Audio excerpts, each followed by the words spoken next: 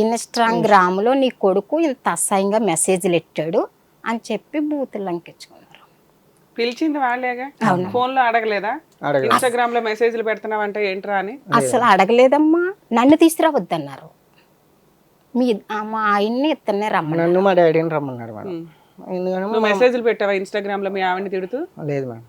మరి వాళ్ళ దగ్గర ఎవిడెన్స్లు ఉన్నాయంట కదా. చెప్తాను మేడం దానికి. చెప్పమ్మా. అయితే వాళ్ళ ఊరిలో 4 అబ్బాయిలు ఉన్నారంట మేడం. వాళ్ళు ఎవరో కూడా నాకు తెలీదు. నేను ఎప్పుడో చిన్నప్పుడు వెళ్ళాను. వాళ్ళు ఎవరో కూడా తెలియదు. ఊరే కదమ్మా.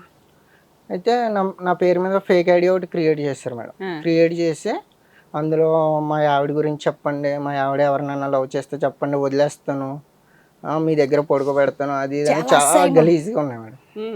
అయితే అవన్నీ నాకు చదవనిస్తలే. ఇలా చూపించి నువ్వే చేసావు, ఒప్పుకో, నీ ఫోటో ఉంది ఒప్పుకో అంటున్నారు.